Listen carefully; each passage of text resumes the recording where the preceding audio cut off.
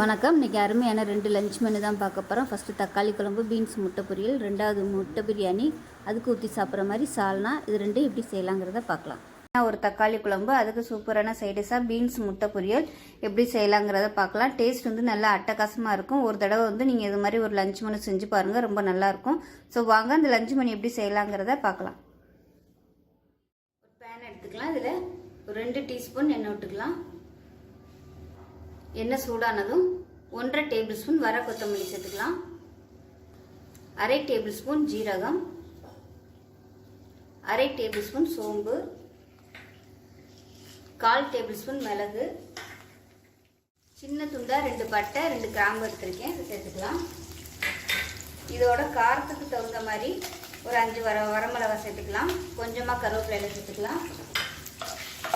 இது எல்லாத்தையும் மீடியமான ஃப்ளேமில் வறுத்துக்கலாம். இப்போ இது கூடவே ஒரு 3லேருந்து ஒரு 4 டேபிள் ஸ்பூன் துருவன தேங்காய் சேர்த்துக்கலாம். இது கூடவே 2 முந்திரி பருப்பு சேர்த்துக்கலாம். முந்திரி பருப்பு சேர்த்தா டேஸ்ட் நல்லா இருக்கும். இது ஆப்ஷனல் தான், இல்லைன்னா விட்டுருங்க, ஒன்றும் பிரச்சனை இல்லை. இருந்தால் 2 மட்டும் சேர்த்துக்கோங்க, ரொம்ப சேர்க்க வேணாம். இப்போ எல்லாமே நல்லா வறுபட்டு நல்ல ஒரு வாசனை வருது, அமர்த்திடலாம். இப்போ இது எல்லாத்தையும் வேறு பிளேட்டுக்கு மாற்றிக்கலாம். இப்போ அதே கடாயில் ஒரு 2 டீஸ்பூன் எண்ணெய் விட்டுக்கலாம். எண்ணெய் சூடாகட்டும். எண்ணெய் சூடானதும் நல்லா கொஞ்சம் பெரிய பழமாக 2 பழம் எடுத்திருக்கேன், தக்காளி பழம், அதை சேர்த்துக்கலாம். இதை சேர்த்துட்டு நல்லா மசிஞ்சு வர்ற அளவுக்கு நல்லா எண்ணெயில் வதக்கிக்கலாம். இப்போ பாருங்கள், தக்காளி இந்த அளவுக்கு வதங்கிடுச்சு. இதை அமர்த்திடலாம். அமர்த்திட்டு இப்போ நம்ம ஏற்கனவே வறுத்து வச்சுருந்த மல்லி, தேங்காய், வரமிளகாய் இதையும் இந்த தக்காளியையும் எல்லாத்தையும் ஒன்றா சேர்த்து நல்லா நைஸாக அரைச்சிட்டு வந்துட்டு பார்க்கலாம். ஒரு குக்கர் எடுத்துக்கலாம். இதில் தேவையான அளவுக்கு எண்ணெய் சேர்த்துக்கோங்க. மசாலா வதக்கிறதுக்கு எண்ணெய் கொஞ்சம் கூட இருந்தால் தான் நல்லாயிருக்கும். அதனால் உங்களுக்கு விருப்பத்துக்கு ஏற்ற மாதிரி கூடவோ குறைச்சோ எண்ணெய் நீங்கள் சேர்த்துக்கோங்க. எண்ணெய் சூடானதும் 1 டீஸ்பூன் கூட சோம்பு சேர்த்துக்கலாம். சோம்பு பொரிய ஆரம்பிக்கும்போது கொஞ்சமாக கல்பாசி சேர்த்துக்கலாம். அதோட கருவேப்பிலையில் சேர்த்துக்கலாம். ஒரே ஒரு பிரியாணி இலை சேர்த்துக்கலாம். இப்போ பாருங்கள், எல்லாமே நல்லா பொரிஞ்சிருச்சு. இதில் ஒரு 4-5 பல் பூண்டு சேர்த்துக்கலாம். நான் முழுசாக சேர்த்துருக்கேன், நீங்கள் தட்டிட்டு சேர்க்கறதுனாலும் சேர்த்துக்கலாம். இது கூடவே ஒரு கைப்பிடி சின்ன வெங்காயம் நல்லா பொடியாக நறுக்கினதை சேர்த்துக்கலாம். இது எல்லாத்தையும் நல்லா வதக்கிக்கலாம். வெங்காயம் நல்லா வதங்கிடுச்சு. இதில் ஒரு 1/4 டீஸ்பூன் போல் மஞ்சத்தூள் சேர்த்துக்கலாம். 1/4 டீஸ்பூன் மஞ்சத்தூள், காரத்துக்கு ஏற்ற மாதிரி ஒரு 2 டீஸ்பூன் மிளகாத்தூள் சேர்த்துக்கலாம். இது காரம் கம்மியாக தான் இருக்கும், அதனால் 2 டீஸ்பூன் சேர்த்துக்கலாம்.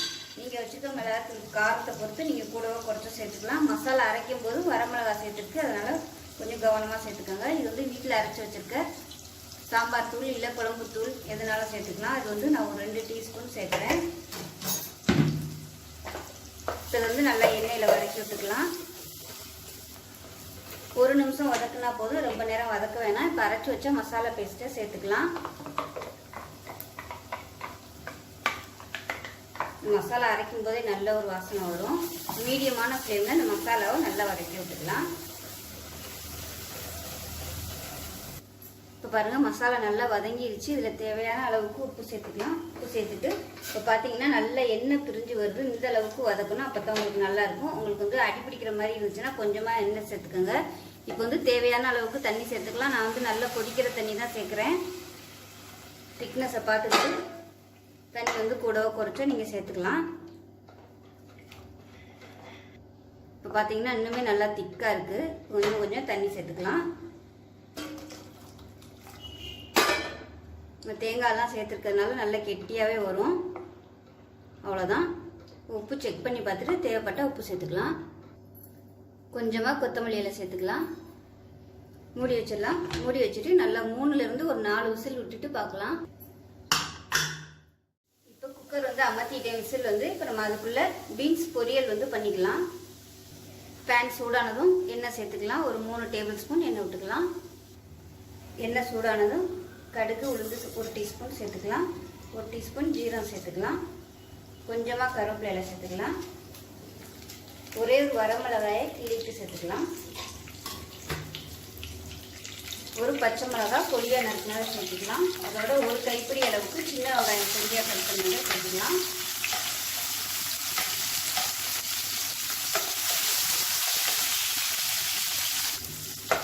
வெங்காயம் நல்லா வதங்கிடுச்சு. இதில் மீடியம் சைஸாக ஒரு தக்காளி பொடியாக கட் பண்ணதை சேர்த்துக்கலாம்.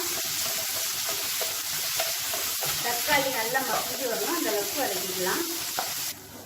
தக்காளி நல்லா மசிஞ்சு வந்துடுச்சு. இதில் வந்து 1/4 டீஸ்பூன் மஞ்சள்தூள் சேர்த்துக்கலாம். காரத்துக்கு தேவையான அளவு மிளகாத்தூள் சேர்த்துக்கலாம். நான் வந்து 1/2 டீஸ்பூன் சேர்க்குறேன். இப்போ எல்லாத்தையும் சேர்த்து நல்லா வதக்கியாச்சு. ஒரு 100 கிராம் அளவுக்கு பீன்ஸ் வந்து நல்லா பொடியாக கட் பண்ணதை சேர்த்துக்கலாம். இதையும் சேர்த்து நல்லா வதக்கிக்கலாம். தேவையான அளவு உப்பு சேர்த்துக்கலாம். வதக்கையிலே உப்பு சேர்த்திங்கன்னா தான் பீன்ஸில் வந்து உப்பு பிடிக்கும். 2 நிமிஷம் நல்லா வதக்கி விட்டுக்கலாம். இப்போ இதில் கொஞ்சமாக தண்ணி சேர்த்துக்கலாம். ஒரு 1/4 டம்ளர் அளவுக்கு தண்ணி சேர்த்துக்கலாம். பீன்ஸ் வந்து வேகிறதுக்காக மூடி வச்சிடலாம். இப்போ பாருங்க, பீன்ஸ் வந்து நல்லா வெந்துருச்சு. அதே சமயம் தண்ணியும் வத்திடுச்சு. பீன்ஸ் வந்து வெந்துருச்சா என்னங்கிறத செக் பண்ணி பார்த்துக்கோங்க. பத்தலைன்னா கொஞ்சம் கொஞ்சமாக தண்ணி தெளித்து மூடி வச்சுருங்க, நல்லா வெந்துடும். இப்போ வந்து முட்டையை சேர்த்துக்கலாம். அடுப்பு வந்து நல்லா குறைச்சி வச்சுக்கோங்க. குறைச்சி வச்சுட்டு இது மாதிரி பீன்ஸ் வந்து ஒதுக்கி விட்டுடலாம். ஒதுக்கி விட்டுட்டு நான் வந்து ஒரு 3 முட்டை எடுத்துருக்கேன். உங்களுக்கு வந்து எத்தனை முட்டை தேவையோ நீங்கள் அதை வந்து சேர்த்துக்கலாம். ஒரு முட்டையும் சேர்த்துக்கலாம், இல்லைன்னா 2, 3 அந்த மாதிரி கூட நீங்கள் சேர்த்துக்கலாம். உங்களுக்கு எவ்வளோ தேவையோ அதாவது பீன்ஸ் முட்டை பொரியல் வந்து எந்த அளவுக்கு உங்களுக்கு எத்தனை பேருக்கு தேவையோ அதுக்கு தகுந்த மாதிரி நீங்கள் வந்து முட்டையை கூடவோ குறைச்சோ சேர்த்துக்கலாம். இப்போ இது வந்து டிஸ்டர்ப் பண்ண வேணாம், அப்படியே கொஞ்சம் வேகட்டும். இப்போ இந்த முட்டைக்கு தேவையான அளவுக்கு மட்டும் கொஞ்சமாக அதில் உப்பு சேர்த்துக்கலாம். உப்பை சேர்த்துட்டு நல்லா மிக்ஸ் பண்ணி விட்டுக்கலாம். அடுப்பு வந்து நான் குறைச்சி தான் வச்சுருக்கேன். பாருங்கள், ஓரளவுக்கு வந்து நல்லா வெள்ளையாக வந்துருச்சு. கொஞ்சம் ஓரளவுக்கு வெந்துருச்சு. வெந்ததுக்கப்புறமா, அதாவது 3/4 வெந்ததுக்கப்புறமா நம்ம பீன்ஸையும் சேர்த்து நல்லா மிக்ஸ் பண்ணி விட்டோம்னா நல்லா வெந்து எல்லாமே ஒன்று சொன்னாப்புல பீன்ஸில் வந்து பிடிச்சிக்கிறோம். முட்டை வந்து ரொம்ப அப்படியே வெந்து போனதுக்கப்புறம் பீன்ஸை போட்டு பரட்டினீங்கன்னா அது வந்து ஒட்டாது. இப்போ பாருங்கள், ஓரளவுக்கு நல்லா எல்லாமே வெள்ளையாக வந்துடுச்சு. இந்த ஸ்டேஜில் பீன்ஸை வந்து நம்ம மிக்ஸ் பண்ணி விட்டுக்கலாம். நல்லா கிளறி விட்டுக்கிட்டே இருக்கலாம். பீன்ஸோட சேர்த்து மிக்ஸ் பண்ணும்போது ஹை ஃப்ளேமில் வச்சுக்கோங்க. ஹை ஃப்ளேமில் வச்சுட்டு நல்லா சுருண்டு வர அளவுக்கு நல்லா அப்படியே பரட்டி விட்டுக்கலாம். குறைச்சே வச்சிங்கன்னா அப்புறம் முட்டை வேகிறதுக்கு ரொம்ப நேரம் ஆகும்.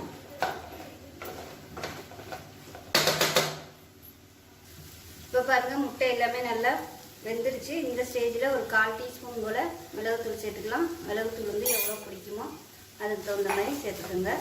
அவ்வளோதான், சூப்பரான பீன்ஸ் முட்டை பொரியல் ரெடி ஆயிடுச்சு. இது வந்து பார்த்திங்கன்னா முட்டை புரிஜி டேஸ்ட்டில் இருக்கும். தக்காளி எல்லாம் போட்டு பண்ணியிருக்கிறதுனால டேஸ்ட் வந்து நல்லா எக்ஸலண்ட்டாக இருக்கும். தக்காளி இல்லாமல் நம்ம மிளகாத்தூளும் தக்காளி இல்லாமல் பண்ணும்போது அது கொஞ்சம் மைல்டான டேஸ்ட்டில் இருக்கும். அது கொஞ்சம் சப்புன்னு இருக்க மாதிரி இருக்கும். அதனால தான் நான் வந்து தக்காளியும் மிளகாத்தூளும் சேர்த்து பண்ணியிருக்கேன். ஸோ நீங்கள் அந்த மாதிரியும் பண்ணிக்கலாம். இப்படி பண்ணிங்கன்னா நல்லா டேஸ்ட்டாகவும் இருக்கும். அவ்வளோதான், சூப்பராக ரெடி ஆயிடுச்சு. இப்போ கொத்தமல்லியில் சேர்த்துடலாம். சேர்த்துட்டு நல்லா கலந்து விட்டுருங்க. கேஸ் வந்து அமர்த்திடலாம். டேஸ்ட் பண்ணி பார்த்துக்கோங்க. உப்பு பத்தலைன்னா மேலாப்பில் கொஞ்சமாக தூவிக்கலாம். உப்பு அருமையாக இருக்கும். இப்போ நம்மளோட தக்காளி குழம்பு எப்படி இருக்குன்னு பார்க்கலாம்.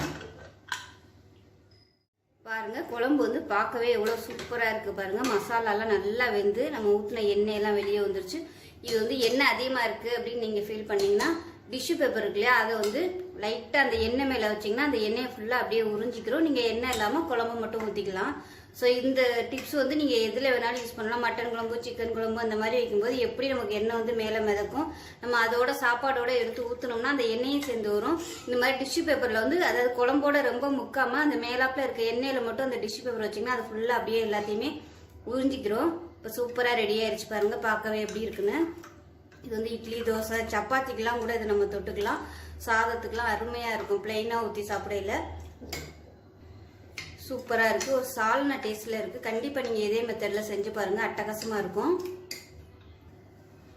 இப்போ இதில் பார்த்தீங்கன்னா சாதம் வச்சுருக்கேன். சாதமும் பார்த்தீங்கன்னா பாதி வெந்துருச்சு. இது வெந்ததுக்கப்புறம் வடிச்சிக்கலாம். இப்போ பாருங்கள், தக்காளி குழம்பு, பீன்ஸ் முட்டை பொரியல், சாதம் எல்லாமே சூப்பராக ரெடி ஆயிடுச்சு. டேஸ்ட்டு பார்த்திங்கன்னா நல்லா அட்டகாசமாக இருக்கும்.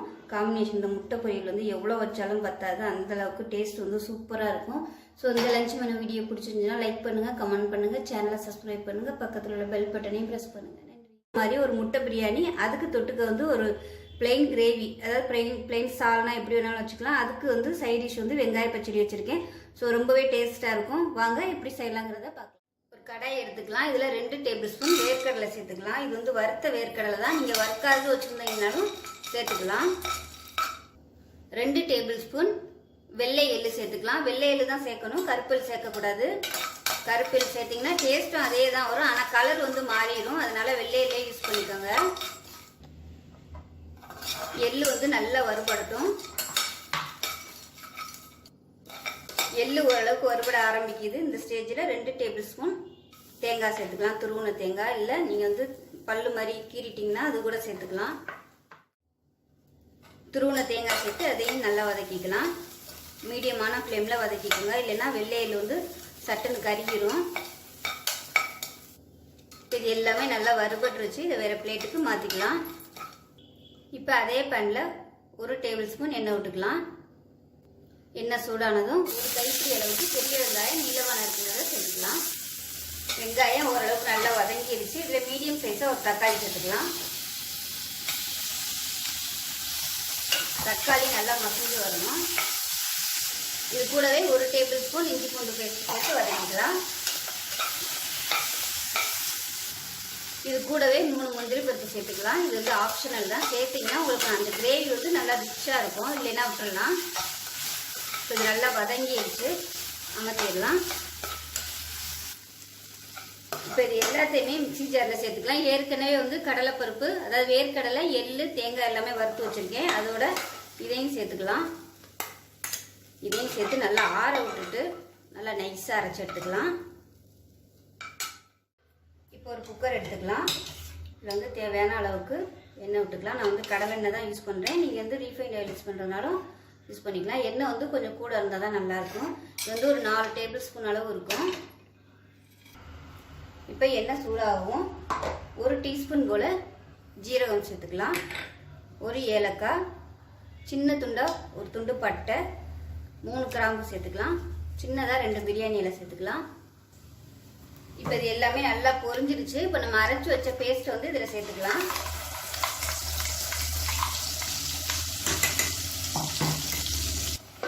இப்போ இந்த பேஸ்ட் வந்து நல்லா வதங்கணும், எண்ணெயில் நல்லா வதக்கிக்கலாம். அடுப்பு வந்து மீடியமாக வச்சுக்கோங்க. இப்போ மசாலா வந்து நல்லா வதங்கிருச்சு. இதில் வந்து காரத்துக்கு ஏற்ற மாதிரி 1 டீஸ்பூன் மிளகாத்தூள் வந்து நான் சேர்க்குறேன். உங்களோட காரத்துக்கு தகுந்த மாதிரி நீங்கள் சேர்த்துக்கோங்க. இப்போ இதில் 3/4 டீஸ்பூன் தனியாத்தூள் சேர்த்துக்கலாம். 1/2 டீஸ்பூன் ஜீரகத்தூள் சேர்த்துக்கலாம்.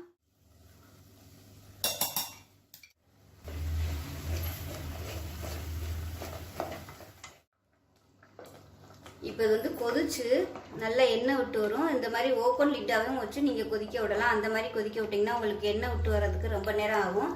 குக்கரில் வந்து ஒரு 4-5 விசில் வைக்கும்போது சீக்கிரமாகவே வந்து கிரேவி வந்து எண்ணெய் விட்டு வந்துடும், ரெடி ஆகிடும். இப்போ நான் வந்து இன்னும் கொஞ்சம் தண்ணி ஊற்றிருக்கேன். ஏன்னா நம்ம விசில் வைக்க போகிறதுனால நல்லா கெட்டியாகிட்டே வரும். இப்போவே பாருங்கள் இந்த அளவுக்கு கெட்டியாக இருக்குது. இன்னுமே கூட தண்ணி ஊற்றலாம். இப்போ இது தேவையான உப்பு சேர்த்துக்கலாம்.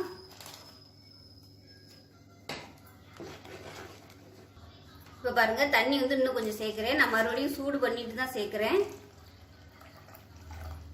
இன்னுமே வந்து 1 டம்ளர் எக்ஸ்ட்ரா ஊற்றிருக்கேன். உங்களுக்கு பார்க்கையிலே தெரியும் இது எந்த அளவுக்கு திக்காக இருக்குன்னு. விசில் விட்டு வரையில் கரெக்டான ஸ்டேஜில் இருக்கும். இப்போ இதில் கொஞ்சமாக புதினா இலை சேர்த்துக்கலாம். அதே மாதிரி கொஞ்சமாக கொத்தமல்லி இலை சேர்த்துக்கலாம். சேர்த்துட்டு உப்பெல்லாம் செக் பண்ணி பார்த்துக்கோங்க. பார்த்துட்டு இதை மூடி வச்சுக்கலாம். விசில் போட்டுட்டு 4 விசில் இல்லை 5 விசில் விட்டுட்டு ஸ்டீம் போனதுக்கப்புறம் பார்க்கலாம். ஒரு குக்கர் எடுத்துக்கலாம். இதில் வந்து கொஞ்சமாக எண்ணெய் விட்டுக்கலாம். முட்டையை வந்து நம்ம வறுக்க போகிறோம், அதனால் கொஞ்சமாக எண்ணெய் விட்டுட்டு வறுத்துட்டு அதுக்கப்புறமா நம்ம நெய், தேங்காய் எண்ணெய் சேர்த்துக்கலாம். எண்ணெய் வந்து லேசாக சூடாயிருச்சு, ரொம்ப சூடாக வேணாம். ஏன்னா நம்ம பொடி சேர்க்கறதுனால சட்டுன்னு கருகி போயிடும். அதனால் லேசான சூடு இருக்கும்போது உப்பு, மஞ்சத்தூள், மிளகாத்தூள் வந்து கொஞ்சமாக சேர்த்துக்கலாம். சேர்த்துட்டு நான் வந்து ஒரு 6 முட்டை எடுத்திருக்கேன், வேக விட்டு எடுத்து வச்சுருக்கேன். இப்போ இந்த முட்டையை வந்து இதில் சேர்த்துக்கலாம்.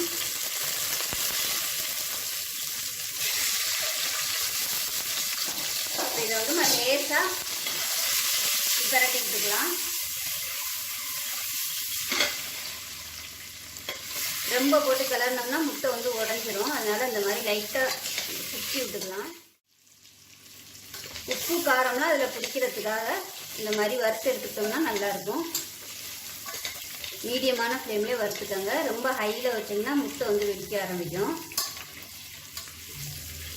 முதலே நிறைய எண்ணெயை ஊற்றிட்டோம்னா உங்களுக்கு வந்து ரொம்ப அப்படியே தெறிக்க ஆரம்பிக்கும் முட்டையை சேர்க்கும்போது. அதனால தான் கொஞ்சமாக எண்ணெய் ஊற்றிட்டு வறுத்துட்டு அதுக்கப்புறமா நம்ம தேவையான அளவுக்கு எண்ணெய் சேர்த்துக்கலாம். முட்டை வந்து நல்லா வறுபட்டுருச்சு. வேறு பிளேட்டுக்கு மாற்றிக்கலாம். இப்போ வந்து முட்டையை எடுத்துட்டேன்.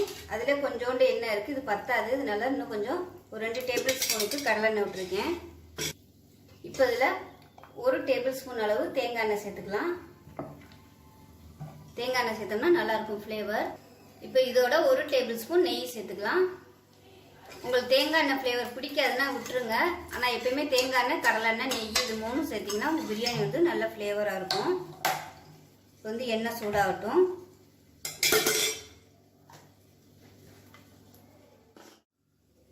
இப்போ பட்டை கிராம்பு எல்லாமே நல்லா பொரிஞ்சிருச்சு. இதில் 1 கைப்பிடி அளவுக்கு புதினா இலை சேர்த்துக்கலாம்.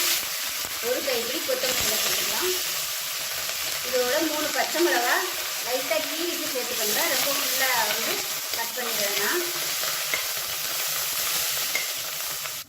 இப்போ பாருங்கள், புதினாவும் கொத்தமல்லியும் ஓரளவுக்கு நல்லா வதங்கிருச்சு. இந்த மாதிரி எண்ணெயிலே போட்டோம்னா இலை வந்து நல்லா சுருங்கி வதங்கிடும். எல்லாத்தையும் வதக்கிட்டு நீங்கள் கொத்தமல்லி புதினா போடையில் இலை வந்து அப்படியே இருக்கும். இப்போ பார்த்தீங்கன்னா மீடியம் சைஸாக ஒரு பெரிய வெங்காயம் நீளமாக நறுக்குனா சேர்த்துக்கலாம். இது நல்லா கோல்டன் கலரில் வரட்டும். வெங்காயம் வதங்குறதுக்கு உப்பு சேர்த்துக்கலாம். இப்போ பாருங்கள், வெங்காயம் வந்து நல்லா ஓரளவுக்கு வதங்கிருச்சு. இப்போ பொடியெல்லாம் சேர்த்துக்கலாம். 1 டேபிள் ஸ்பூன் மிளகாத்தூள், பச்சை மிளகாவும் சேர்த்துருக்கோம். முட்டை வறுத்து எடுக்கையிலையும் கொஞ்சம் மிளகாத்தூள் வந்து நம்ம சேர்த்துருக்கோம். அதனால் கொஞ்சம் கவனமாக பார்த்து சேர்த்துக்கோங்க, இல்லைன்னா ரொம்ப காரமாக போயிடும். 1/2 டேபிள் ஸ்பூன் தனியாத்தூள், மிளகாத்தூளை விட தனியாத்தூள் வந்து கம்மியாக எடுத்துக்கோங்க. 1/4 டேபிள் ஸ்பூன் பிரியாணி மசாலா சேர்த்துக்கலாம். இது வந்து எண்ணெயில் வதக்கி விட்டுக்கலாம். அடுப்பு வந்து மீடியமாக வச்சுக்கோங்க. ரொம்ப வதக்கணும்னு அவசியம் இல்லை. இந்த மாதிரி எண்ணெயில் வதக்கும் போது நல்ல ஒரு கலர் கொடுக்கும். நான் வந்து மஞ்சத்தூள் யூஸ் பண்ணலை. மஞ்சத்தூள் யூஸ் பண்ணோம்னா அந்த பிரியாணியோட ஃப்ளேவர், அதாவது அந்த அரிசி ஜீரக சம்பா அரிசி தான் நான் யூஸ் பண்ணுறேன். அந்த ஃப்ளேவர் வந்து போயிருங்கிறதுனால நான் மஞ்சத்தூள் யூஸ் பண்ணலை. மஞ்சத்தூள் யூஸ் பண்ணாமல் தான் பிரியாணி செய்கிறேன். இதில் 2 டேபிள் ஸ்பூன் இஞ்சி பூண்டு பேஸ்ட்டு வதக்கினதை சேர்த்துக்கலாம்.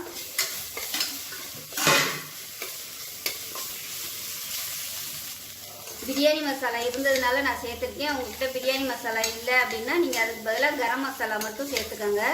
அப்படி இல்லைன்னா பட்டை, கிராம்பு, ஏலக்காய் 3 பார்த்தீங்கன்னா கொஞ்சம் கொஞ்சம் எடுத்து மிக்சியில் போட்டு பொடி பண்ணிவிட்டு அது வந்து ஒரு 1/4 டீஸ்பூன் போல் சேர்த்துக்கோங்க. அது நல்லா, அதுவும் வேறு டேஸ்ட்டில் இருக்கும். அதாவது முஸ்லீம் பிரியாணி மாதிரி சூப்பராக இருக்கும். அதுவும்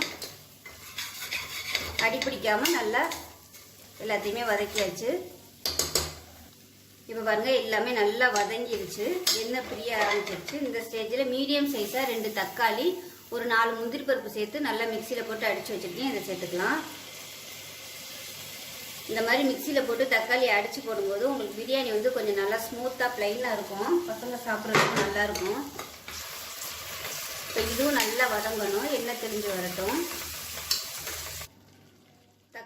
தக்காளி நல்லா வதங்கிருச்சு. எண்ணெய் பிரிய ஆரம்பிக்குது. இந்த ஸ்டேஜில் தயிர் சேர்த்துக்கலாம். 1/2 டம்ளருக்கு தயிர் சேர்க்குறேன். நான் வந்து இந்த டம்ளரில் 2 டம்ளருக்கு அரிசி எடுத்திருக்கேன்.